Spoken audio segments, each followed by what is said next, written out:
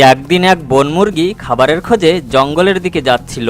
কিছুক্ষণ হাঁটার পর সে দেখে তার সামনে একটা শিয়াল দাঁড়িয়ে আছে। তাকে দেখে সে দাঁড়িয়ে পড়ে। মুরগিকে দেখে শিয়ালের জিভে পানি চলে আসে আর সে তাকে তাড়া করে, কিন্তু শিয়াল গিয়ে তার সামনে দাঁড়ায়। কি রে শিয়াল, তুমি কেন আমার রাস্তা আটকিয়েছো? আমার সামনে থেকে সরো, আমি আমার বাসায় যাব। আমি তোকে আজ তোর ঘরে যেতে দেব না, তোকে আমি খাবো। এসব তুমি কি বলছো?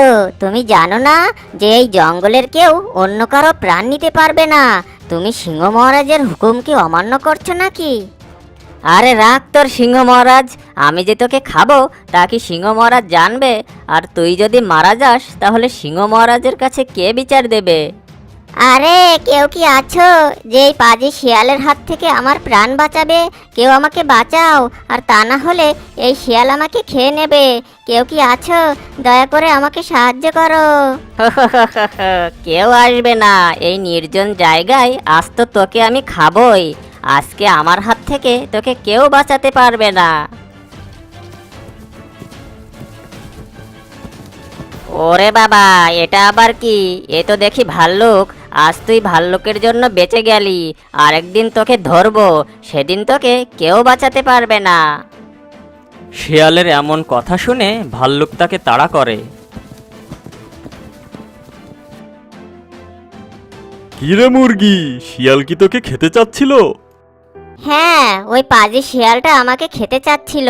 তুমি যদি সময় মতো না আসতে তাহলে যে আজ কি হতো কে জানে। তুমি না আসলে শিয়ালটা আমাকে খেয়েই নিত। আরে তুই সাবধানে চলাফেরা করবি না? আমি তো সবসময় সাবধানেই চলাফেরা করি, কিন্তু সে বলেছে আমাকে যদি কখনো একা পায় তাহলে সে আমাকে খেয়ে নেবে। এখন আমি যে কি করব? আরে তুই কোনো চিন্তা করিস না, তুই গিয়ে শিয়ালের নামে সিংহ মহারাজের কাছে নালিশ জানা। সে নিশ্চয়ই কোনো না কোনো একটা ব্যবস্থা করবেই। আচ্ছা, আমি তাহলে সিংহ মহারাজের কাছেই যাই, দেখি সে কি ব্যবস্থা করে। এরপর মুরগি সিংহ মহারাজের কাছে শিয়ালের বিরুদ্ধে বিচার জানাতে যায়। কিরে মুরগি, এখানে কি মনে করে এলি? কোনো দরকার নাকি? হ্যাঁ মহারাজ, আমাদের জঙ্গলে যে শিয়াল আছে সেই শিয়াল আমাকে খাওয়ার জন্য আমার পথ আটকে ছিল। তবে সময় মতো ভাল্লুক আসার কারণে আমার প্রাণটা বেঁচে যায়। কিন্তু শিয়াল যেতে যেতে আমাকে বলে গেছে সে যদি পরের বার আমাকে একা পায় তাহলে সে নাকি আমাকে খেয়ে নেবে। একমাত্র আপনিই পারেন আমার জন্য কিছু করতে মহারাজ। তুই এসব কি বলছিস? তুই শিয়ালকে বলিসনি যে এই জঙ্গলের কোনো পশু পাখির প্রাণ নেওয়া নিষেধ? হ্যাঁ মহারাজ, আমি বলেছিলাম, কিন্তু সে আমার কোনো কথাই শোনেনি। কি, ওর এত বড় সাহস যে সে আমার হুকুম মানে না? তুই নিশ্চিন্তে যা, আমি দেখছি যে শিয়ালের কি ব্যবস্থা করা যায়। সিংহের মুখে আশ্বাসের কথা শুনে মুরগি সেখান থেকে চলে যায়। আর অন্যদিকে সিংহ গুহা থেকে বের হয়ে শিয়ালের কি অবস্থা করা যায় তাই ভাবতে থাকে। এই পাখি, তোর সাথে কথা আছে, একটু এদিকে শুনে যা। কি হয়েছে মহারাজ? যা, জঙ্গলের ভেতর যা, আর গিয়ে দেখ শিয়াল কোথায় আছে। শিয়ালকে গিয়ে এই খবর জানা যে আমি তাকে তলব করেছি। ঠিক আছে মহারাজ, আমি এক্ষুনি যাচ্ছি। এরপর পাখি শিয়ালের খোঁজে বের হলো। কিছুক্ষণ খোঁজার পর সে শিয়ালকে খুঁজে পেল। শিয়াল, এই শিয়াল, এই বেটা আজকে যে ঘুম দিয়েছে আজ মনে হয় এ বেটা আর ঘুম থেকে জাগবে না। এই শিয়াল ওঠ, তাড়াতাড়ি ওঠ, সিংহ মহারাজ তোকে যেতে বলেছে, তাড়াতাড়ি ওঠ। আরে এ তো দেখি উঠে আবার শুয়ে পড়েছে। অলস শিয়াল, উঠবি না? দাঁড়া, তোকে মজা দেখাচ্ছি। ওই শিয়াল ওঠ তাড়াতাড়ি। কি হয়েছে, তোমার সমস্যা কি? এত ডাকছো কেন? তোকে সিংহ মহারাজ দেখা করতে বলেছে এক্ষুনি। কেন? সিংহ মহারাজ আমাকে কেন তার ওখানে যেতে বলেছে সেটা কি আর আমি জানি? তুই নিজেই গিয়ে দেখ তোকে কেন ডেকেছে। আমার কাজ আছে, আমি গেলাম, তুই এক্ষুনি যা মহারাজের ওখানে। এরপর শিয়াল সিংহের ওখানে গেল। সিংহ মহারাজের জয় হোক। মহারাজ, আপনি কি আমায় তলব করেছেন? শিয়াল, তুই নাকি আজ মুরগিকে মেরে খেতে চেয়েছিলি? এসব আমি কি শুনছি? তুই আমার হুকুম অমান্য কেন করেছিস? আরে মহারাজ, আপনি ওই মুরগির কথাই বিশ্বাস করেন? আমার এত সাহস কোথায় যে আমি আপনার হুকুম অমান্য করি? এখনো পর্যন্ত আমার এত সাহস হয়নি যে আমি আপনার বিরুদ্ধে গিয়ে কোনো কাজ করব। কিন্তু মুরগি এসে যে আমাকে বলল তুই নাকি তাকে খেতে চেয়েছিলি, তুই আমার কথা অমান্য কেন করেছিস? আরে এসব তার ভুল ধারণা। আমি তার সাথে খেলতে চেয়েছিলাম, আর সে ভেবেছে আমি তাকে খেয়ে নেব।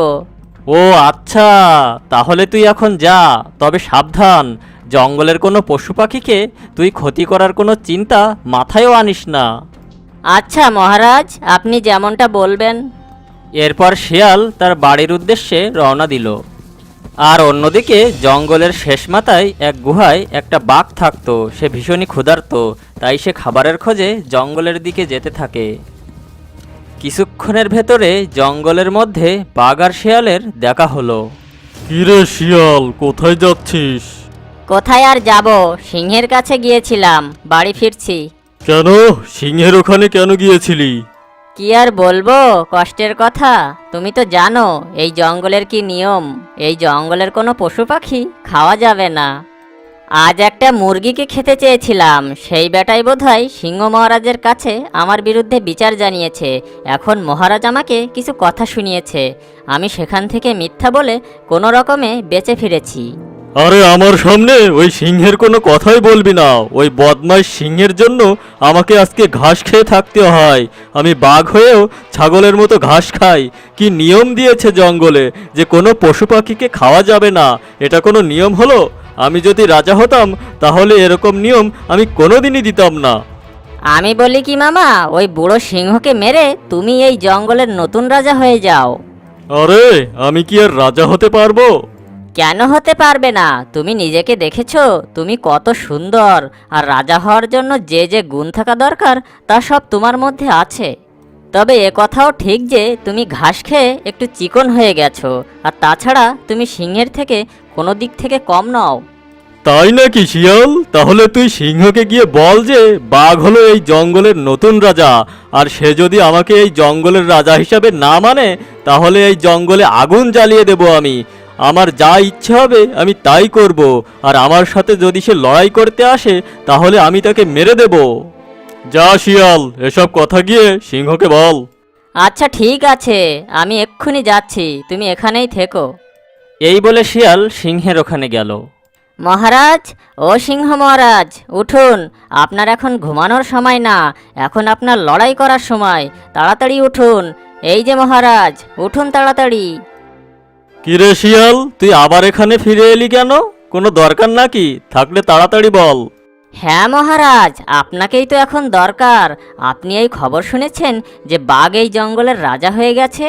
কি বলছিস এসব? আমি হলাম এই জঙ্গলের রাজা। আমি থাকতে বাঘ কিভাবে আবার রাজা হলো? আরে বাঘ আপনার কোনো কথাই মানবে না, সে এখন এই জঙ্গলের রাজা। আপনি যদি তাকে বাধা দেন তাহলে সে আপনাকে মেরে ফেলবে। কি? আমাকে সে রাজা হিসাবে মানে না? ওর এত বড় সাহস যে ও আমার কথা মানবে না আর আমাকে মারতেও চায়? আজও বেটার খবর আছে, আমি এক্ষুনি যাচ্ছি, দেখি সে আমার কি করে। এই বলে সিংহ বাঘের সাথে দেখা করার জন্য রওনা দিল। কিরে বাঘ, তোর এত বড় সাহস যে তুই আমার রাজত্ব কেড়ে নিতে চাস? আরে ধুর, তোকে রাজা হিসেবে কে মানে? তুই যে এই জঙ্গলের রাজা হয়ে বসে আছিস, তোর রাজা হওয়ার কোনো যোগ্যতা আছে? কি, তুই আমার যোগ্যতা নিয়ে কথা বলিস? আয় আমার কাছে আর এসে দেখ আমার যোগ্যতা আছে না নেই। আমি তোর কাছে যাব কেন? তুই আমার কাছে আয়। অনেক দিন ধরে তোকে মারার একটা সুযোগ খুঁজছিলাম, আর সে সুযোগ আমি পেয়েছি। আজকে তোকে মেরে আমি হব এই জঙ্গলের নতুন রাজা। তাই তোর নতুন রাজা হওয়ার শখ? তুই আমাকে মারবি আর আমি দাঁড়িয়ে দাঁড়িয়ে তোর মার খাবো? এটা তুই ভাবলি কি করে? আমার কি মুখে দাঁত নেই নাকি পায়ে নখ নেই যে আমি তোকে মারতে পারবো না? তাহলে অত ভয় পাচ্ছিস কেন? আয় আমার কাছে আয় আর আমাকে মার। আমি তোর কাছে যাব কেন? তুই আমার কাছে আয়। আজকে তোকে খাইছি, দেখি আমার হাত থেকে তোকে বাঁচাই কে।